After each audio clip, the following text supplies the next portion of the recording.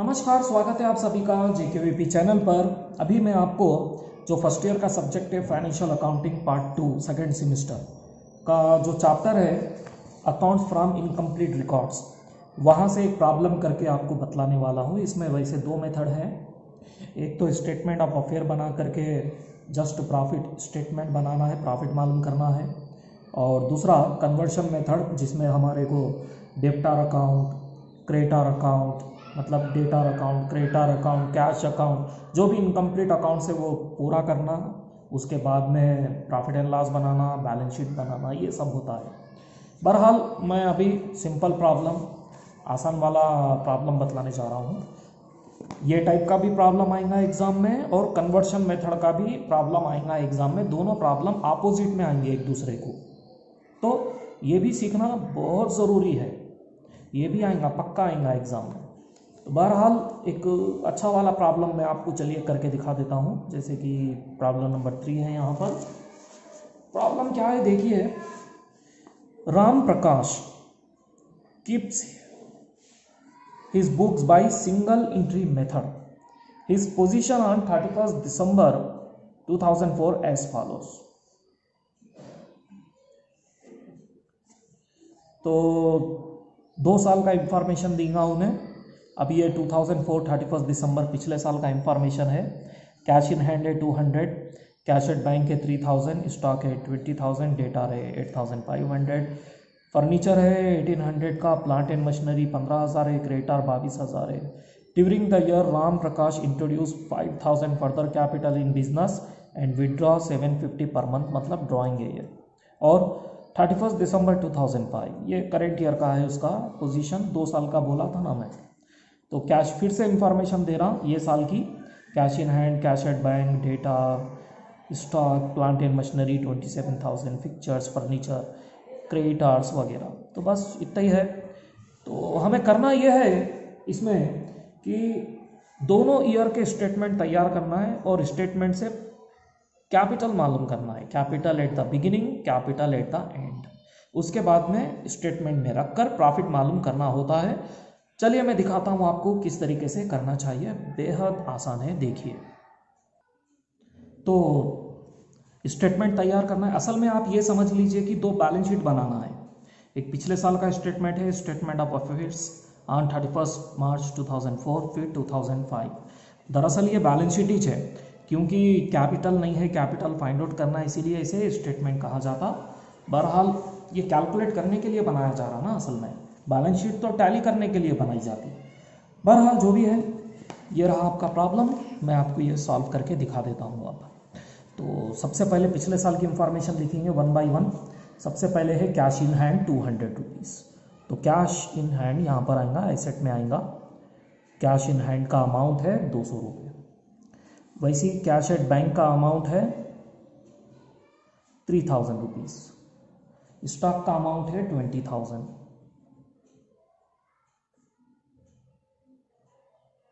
और डेटा का अमाउंट है 8,500, डेटार्स 8,500। उसके बाद में फिटिंग्स है 1800, फिटिंग फर्नीचर वगैरह 1800 है। उसके बाद में प्लांट एंड मशीनरी है 15,000, प्लांट एंड मशीनरी 15,000। उसके बाद में सन्ड्री क्रेडिटर 22,000, सन्ड्री क्रेडिटर 22,000 है। उसके बाद में during the year Prakash introduce, ये तो फर्दर कैपिटल है, बाद में आएगा, बस इतना ही है। तो टोटल देखिए और डिफरेंस कैपिटल देखेंगे कितना आता है। 200, 3,000, 20,000 और 8,500, 1800 और 15,000। टोटल है 48,500, 48,500, जिसमें से 22,000 लेस करने पर आ जाएगा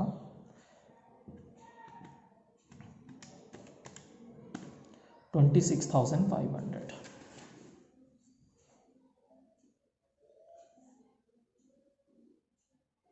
यह है हमारा capital at the beginning, capital at the beginning. Beginning of the year. बहरहाल अब दूसरे साल का वैसा ही बनाएंगे। याद रखिए कभी कभी सेकेंड ईयर में, नेक्स्ट ईयर में आपको कुछ एडजस्टमेंट भी देंगे, अगर एडजस्टमेंट है तो वो करके लिखना। बहरहाल ये प्रॉब्लम में तो नहीं है ऐसा कुछ भी। तो कैश इन हैंड है इसका 300 रुपीज़, और बैंक है 2000, डेटार है 14,000, और स्टॉक है 19,000,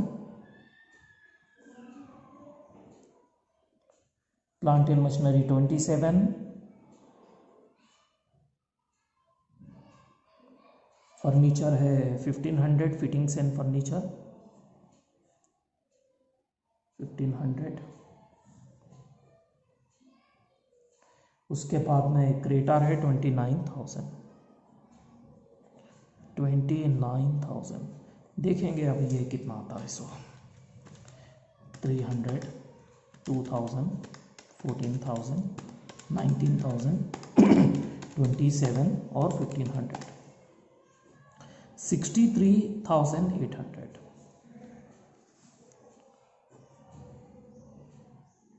जिसमें से 29 लेस करने पर 34,800। ये हो गया हमारा कैपिटल एट द एंड। खैर अब हमें बनाना है statement showing profit for the year.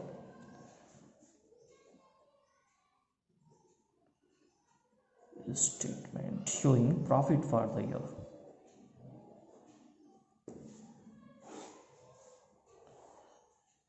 बहुत आसानी से बन जाएगा ये तो आपको पता ही है, पर्टिकुलर्स है ये अमाउंट और अमाउंट।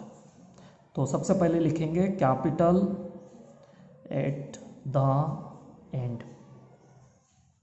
एट द एंड पहले लिखना, ये अमाउंट है 34,800। इसमें ड्राइंग्स ऐड कर लेना। ड्राइंग्स कितना था पर मंथ था 750 इंटू 12 करने पर आ जाएगा 750 इंटू 12 9,000। ये प्लस कर लेना 43,800 आएगा। अब लेस करना है capital at the beginning. Capital at the beginning का अमाउंट हमें आया था 26,500। ये 26,500। अब इसमें फर्दर कैपिटल ऐड करना है, एडिशनल कैपिटल या फर्दर कैपिटल। कुछ उन्हें थोड़ा बहुत ड्यूरिंग द ईयर इंट्रोड्यूस करा होगा ना, वो है देखिए ड्यूरिंग द ईयर नाम इंट्रोड्यूस 5,000 ओनली। अब ये दोनों का टोटल हो गया 31,500। तो ये लेस करने पर आएगा 300, 2 और 1 यानी कि 12,300। ये है हमारा प्रॉफिट या नेट प्रॉफिट। बस इस तरीके से सिंगल एंट्री का प्रॉब्लम सॉल्व किया जाता है।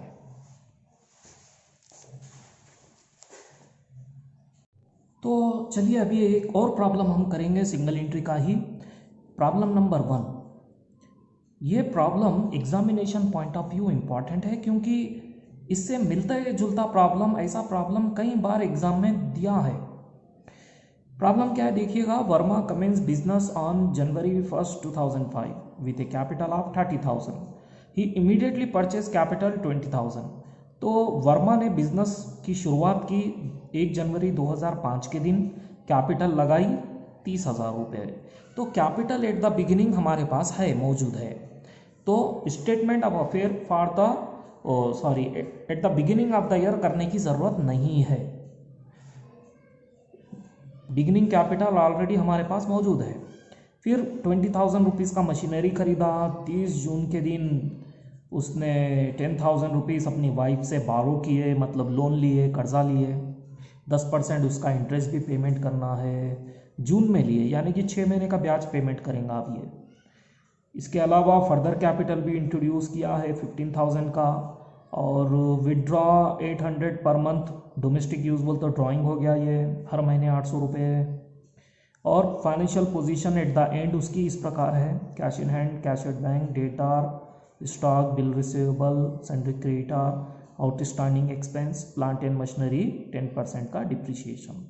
बस कैलकुलेट करो, बहुत आसान प्रॉब्लम है, कैसा करना चलिए मैं आपको दिखाता हूँ। तो statement of affairs at the beginning of the year तो करना नहीं है, तो दूसरे साल का हमें करना है। तो हमें बनाना पड़ेगा स्टेटमेंट ऑफ अफेयर। तो चलिए देखिएगा, सबसे पहले हम लिखेंगे कैश। कैश का अमाउंट है देखिए 600 रुपीज़। उसके बाद में लिखेंगे हम बैंक, ये अमाउंट है 8000 रुपीज़। फिर लिखना है हमें डेटार्स, ये अमाउंट है 16,000 रुपीज़ का। इसके बाद है स्टॉक, ये है 18,000 रुपीज़ का। इसके बाद है बिल रिसीवेबल, ये है जस्ट 5,000। फिर है सन्ड्री क्रेडिटर, वो तो यहाँ पर आएगा, क्रेडिटर का अमाउंट है 2,000 रुपीज़। उसके बाद आउटस्टैंडिंग एक्सपेंस है, ये भी यहाँ पर ही आएगा 800 रुपीज़। मशीनरी पे डिप्रिसिएशन निकाल के करना है, वैसे मशीनरी का अमाउंट है 20,000 रुपीज़ है, 20,000, और इसके ऊपर डिप्रिसिएशन निकालना है 10% यानी कि 2,000। निकाले जाने पर ये बचेगा 18,000 रुपीज़। खैर इसके बाद में एक चीज़ और है कि यह है कि उसने अपनी बीवी से लोन लिया था, तो लोन फ्रॉम वाइफ ये आ जाएगा 10,000 रुपीज़। इसका आउटस्टैंडिंग इंटरेस्ट भी तो लिखना है ना, तो 10,000 का 10% ये होगा हमें 1,000। लेकिन जून में लिया था कर्जा, इसीलिए 6 महीने का लगेगा ब्याज, 6 महीने का लगेगा, तो ये हो गया 500 रुपये। बस इससे हट के तो और कुछ मौजूद नहीं है। अब हम इसका टोटल करेंगे, तो 600, 8,000, 16,000, 18,000, 5,000 और 18,000, ये टोटल है 65,600, जिसमें से लेस 2,800, 10,000 और 500, 52,300। ये हो गया हमारा कैपिटल एट द एंड। चलिए अब हम प्रॉफिट एंड लॉस का स्टेटमेंट बना लेंगे।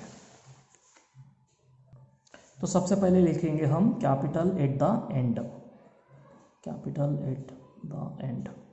इसका अमाउंट है 52,300 रुपीज़। अब इसमें ऐड किया जाएगा ड्राइंग्स।